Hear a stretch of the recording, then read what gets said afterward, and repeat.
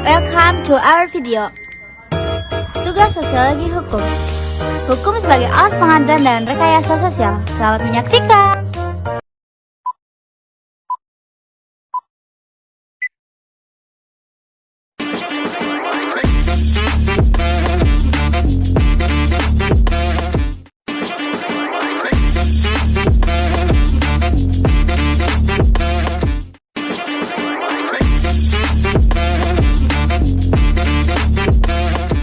A few moments later.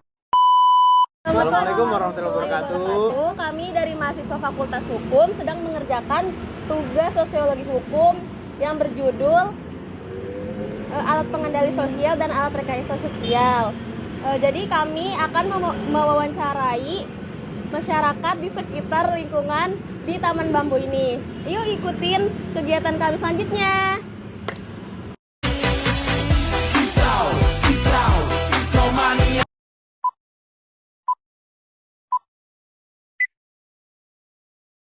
Menurut Ibu nih, dengan adanya peraturan undang-undang, terus juga pasal-pasal yang berlaku, bisa nggak sih Bu sebagai pengendali sosial gitu Bu?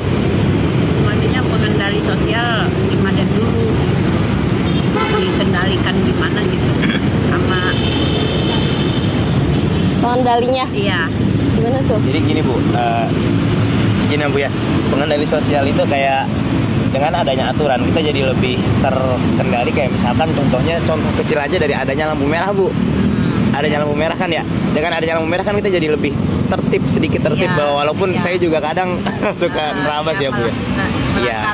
Ya, jadi menurut Ibu hukum itu sebagai pengendali sosial itu relate nggak sih Bu? Maksudnya nyata nggak adanya menurut Ibu? Iya, emang nyata sih. Nyata ya. Nyata, iya, emang nyata. Gitu. Jadi menurut Ibu kira-kira ada masukan nggak maksudnya buat kayak aturan-aturan yang menurut Ibu itu Ibu kontra sama aturan itu, kayak misalkan aturan untuk para pekerja ya, ada tuh aturan apa namanya Omnibus Law yang kemarin. Jadi kan pekerja-pekerja kan jadi kontrak sekarang Iya, nih, udah nggak ada kartap-kartap kan Bu ya. Nah itu kalau menurut Ibu gimana? Ada nggak aturan yang Ibu nggak suka? Iya sih ada, misalnya kadang ya kalau kayak begitu kan gimana sih, merugikan gitu ya, merugikan banyak orang gitu. Iya, kan betul. iya kan. Kadang orang butuh tiba-tiba habis gitu ya. Kontraknya kita iya, kadang ngajuin nih, kontrak lagi iya gitu. kayak kemarin ada ya saudara ya, dia mau lebaran kemarin gitu, kerja udah lama tiba-tiba mau lebaran habis kontrak nggak di itu ya, dia ngemis gitu, nggak dapet THR kan, gimana coba? Iya. Kita mau kemana? Ayo. Iya gitu, kadang nyebelnya di situ, kadang kasihan juga gitu buat karyawan ya kayak gitulah. Tapi kita harus kemana? Iya, gitu. benar ya, Bu, ya. Kita juga bingung ya, Bu, ya. Iya bingung, iya. Kita mau kayak begitu, nggak ada itunya ya, ngadunya, Benar. tempat mengadunya gitu, bingung, iya kan? Iya betul. Itu dia. Iya memang sih Bu. Jadi aturan kan memang kan ada yang merugikan kita. Kalau saya rasa ya Bu ya, aturan di Indonesia ini lebih pro bukan ke rakyat kita Bu. Iya benar. Iya nggak Bu? Ibu iya. merasa seperti itu Bu? Benar, iya, lebih pro kayaknya kalau yang berduit kayak Iya, itu, iya mereka kan? yang diuntungkan, kita yang dirugikan. Iya, masyarakat yang ke bawah itu dirugikan, kayaknya ya kayak begitulah.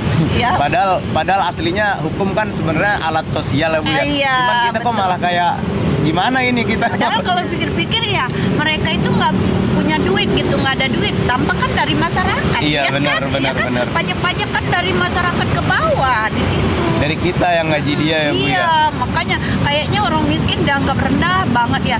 Sementara di orang itu punya duit itu dari kita. Iya gitu. benar.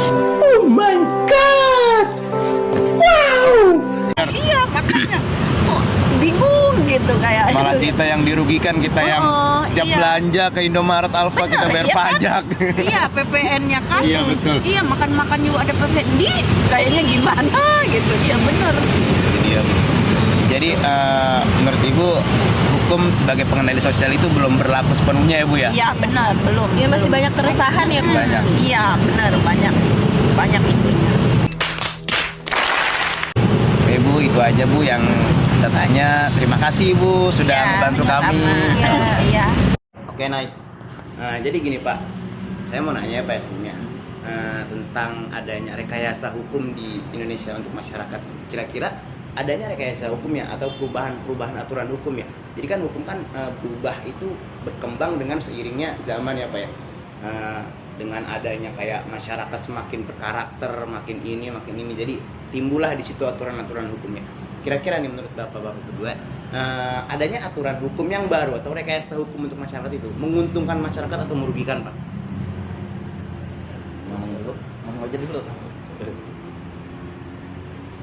Oke, rekayasa hukum sesuai perkembangan zaman yang ada di Indonesia untuk saat ini sih, pada dasarnya hukum itu dibuat untuk mengatur ya, dalam artian mengatur itu untuk perubahan yang lebih baik. Iya.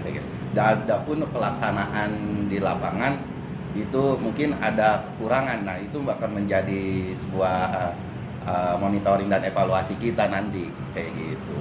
Dan mungkin kedepannya akan ada perubahan lagi hukum dan itu harus berubah dan mengikuti perkembangan yang ada di masyarakat seperti itu. Nice.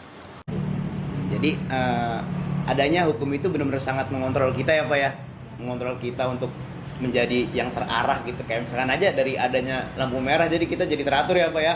Kalau iya jadi lebih baik. Kalau misalkan emang nggak ada kan chaos itu di jalan. Nah gitu, jadi gambaran kecil ya Pak ya. Betul. Untuk tujuan hukum sih seperti itu, untuk mengatur ya, mengatur masyarakat, mengatur aparat dan lain-lain. Tergantung pribadi masing-masing mau ikutin aturan atau tidak, seperti itu.